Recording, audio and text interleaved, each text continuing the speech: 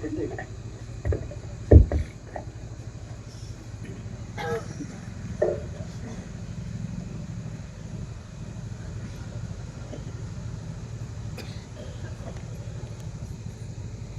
मांडण्याचा प्रयत्न या ठिकाणी केलेला आहे. दादांना आदरांजली आणि श्रद्धांजली व्हायची ही वेळ आपल्या सगळ्यांची येऊ शकते. जे आपल्या मनामध्ये कधी आपल्याला न पटणार आहे, पण नियतीने असा डाव मांडला की आज ती वेळ तुमच्या आमच्या सगळ्यांच्यावरती आलेली आहे.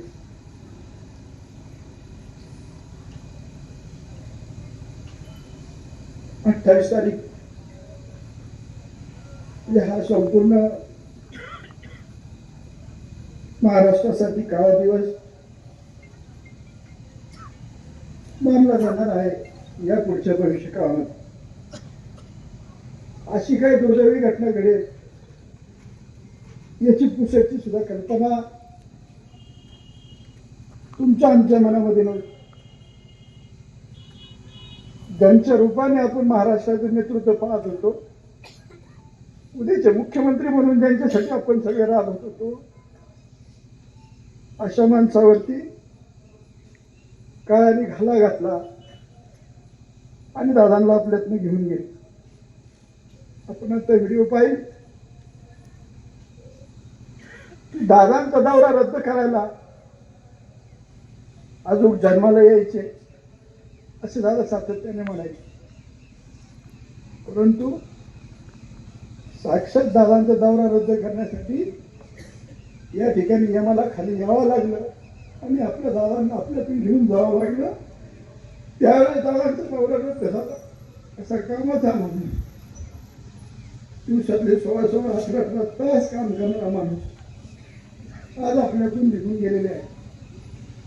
दादांच्या आठवणी माझ्यासारख्या आयुष्यामध्ये अनेक आहे. अनेक आठवणींवरती दादांवरती बोलता येईल.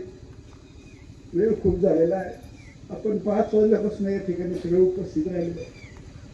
पण चालू सगळ्या प्रक्रियेमधल्या मला या 2 गोष्टी या ठिकाणी एखाद्या कुटुंबातल्या, एखाद्या सर्वसामान्य कुटुंबातल्या, शेतकरी कुटुंबातल्या कार्यकर्त्यावरती एवढ्या मोठ्या नेत्यांनी किती प्रेम केलं पाहिजे त्याचं ज्वलंत उदाहरण माझ्या अवधी झालं आहे. गेल्या अर्ध्या दिवसापूर्वी दादांनी मला बोलून घेतलं. असंच दुपारी प्रचाराचा दौरा आपला सगळ्यांचा चालू होता. बघून आम्ही सगळे बरोबर होतो. आमच्या गणेशच्या घरी जेवणाचा कार्यक्रम होता. मला फोन आला, म्हणले कुठे? म्हणजे दादा प्रचार चालतोय, तू उद्या सकाळी भेटायला. मला सकाळी 6:45ची वेळ दिली. मी 6:45 वाजता दादांना भेटायला गेलो. आजही या गोष्टीवरती विश्वास बसत नाही. उभे होऊन तसाच चेहरा, तसा सदरा पांढरा शुभ्र घालून 6:45 वाजता आम्हाला त्या ठिकाणी भेटायला दादा बसलेला. माझ्यावरून मावली होता. आम्ही दोघं गेलो. दादांची काही चर्चा झाली.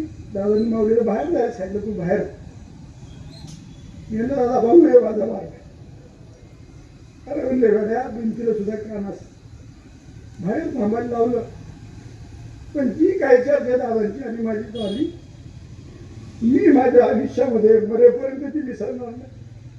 मी युवकचा जिल्हा अध्यक्ष असताना त्यावेळेस आपण विरोधी पार्टीमध्ये होतो, विरोधी पक्षामध्ये होतो. त्यावेळेस दादांनी काही गोष्टी मला करून दाखवलेल्या होत्या. त्याचं स्मरण दादांनी मला त्या ठिकाणी करून दिलं आणि काही जबाबदाऱ्या करण्यासाठी मला सांगितलं. मी दादांना म्हटलं, दादा माझ्यावर 2 जबाबदाऱ्या मी फार काढू शकत नाही.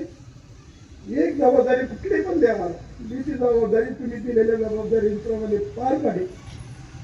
आणि त्यावेळेस जे काही संभाषण झालं, आज दादा आपलंच नाहीये सांगू शकत नाही, परंतु एका सर्वसामान्य कुटुंबामध्ये जन्मलेल्या माणसावरती किंवा एका शेतकरी कुटुंबात जन्मलेल्या मुलावर एवढा मोठा नेता किती विश्वास ठेवू शकतो किंवा किती, म्हणजे असा दादा, असा नेता परत होऊ शकणार नाही. आणि मला सगळ्यात वाईट या गोष्टीचं वाटतं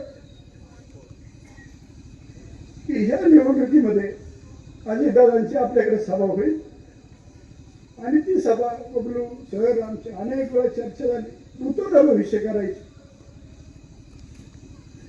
आणि देवाने एवढं सांगायला वाटतं, बबलू आपलं स्वप्न आहे, स्वप्नच राहिलं, आपण नाही करू शकतो दादांचं. मला सकाळी राजू कोरेकरांचा फोन आला, जिल्हाध्यक्ष, या दादांचा निरूप आहे, सभा घ्यायची तुमच्याकडे. त्यांना विनंती केली, जिल्हाध्यक्ष आमच्याकडं एम साहेबांची सभा आहे, आमची विनंती आहे, ती सभा झाल्याच्या नंतर आमची सभा घ्या. त्यांनी मला बोलून दाखवलं, तुम्ही दादांशी बोलून घ्या, दादा ऐकत नाही. त्याच्यानंतर दुर्दैव पहा किती नियतीचा खेळ मोठा आहे. दादांची चोटे साहेबांचा मला 8:44 दिली बरोबर फोन आला. किती? 8:44. माझा लग्नाचा वाढदिवस होता. डॉक्टर साहेबांचा फोन चालला होता. मी म्हणलं दादांचा फोन आला, मी तुम्हाला नंतर फोन करतो. आणि दुर्दैव एवढं वाईट की काय एवढा वाईट होता की चोबे साहेबांबरोबर दादांबद्दल चर्चा करत असताना घटना घडत होती आणि त्या 3-4 मिनिटांमध्ये जे काही संभाषण आमचं झालं, दुर्दैवाने ती घटना त्याच वेळी त्या क्षणाला बारामती घडत होती. मला शेवटचा शब्द चोबेंनी सांगितला, दादा बारामतीत पोहोचले, तुम्ही दादांशी विकास पाटील बरोबर हे बोलून घे. म्हणजे आता हा कसला योग म्हणायचा गाणेरडा की बाबा असं शेवट सुद्धा म्हणजे अशा माणसाच्या गोष्टीला अशा अनेक गोष्टी ज्या आहेत त्या दादांच्यावरती आपल्या सगळ्यांना बोलता येतील, सांगता येतील. अनेक गोष्टी आहेत. सरिता आहेत, तबलू आहे. आज आमची नळ पाणी पुरवठा योजना आम्हाला रांजणगावला घोड धरणातनं पाणी आणायचं. आता योजना जी आहे ती कमी पडते. माझ्यासारख्या छोट्या कार्यकर्त्याच्या विनंतीला मान देऊन सर आपली 3 वेळा महाराष्ट्राचा उपमुख्यमंत्री मिटिंग घेऊ शकतो आणि रांजणगावची नळ पाणी पुरवठा योजना झाली पाहिजे अशा प्रकारची भूमिका ठेवतो. याच्यातनं लक्षात येतं की बाबा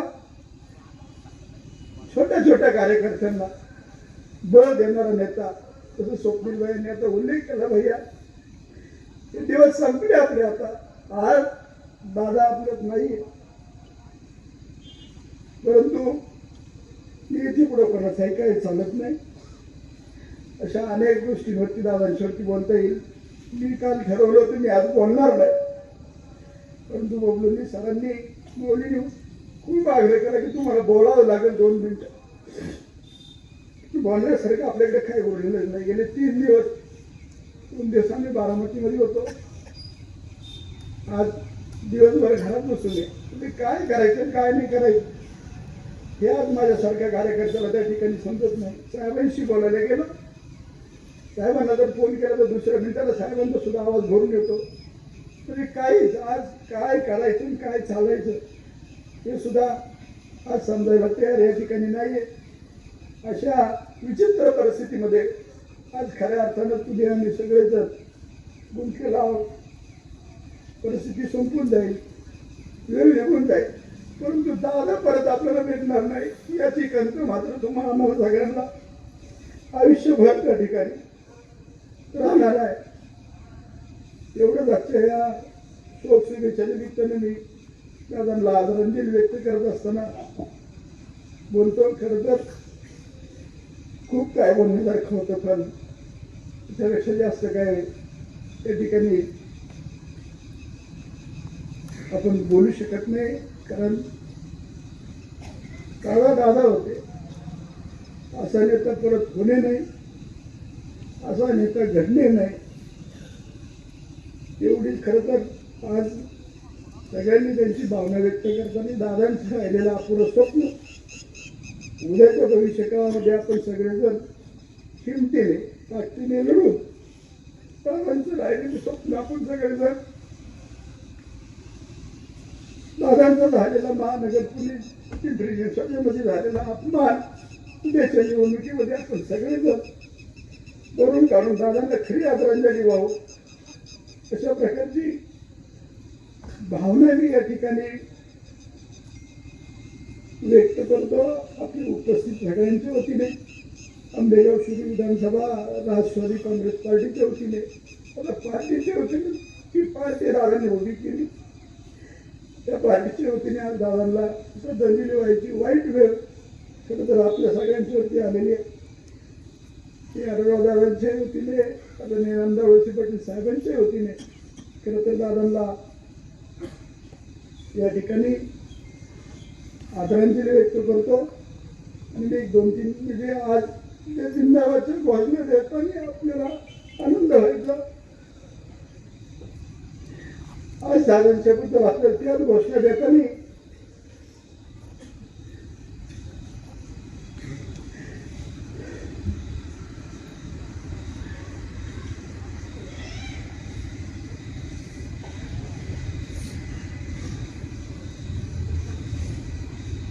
अजितदादांच्या घोषणा देण्यासाठी तुम्ही आम्ही सगळेजण आतुर होतो.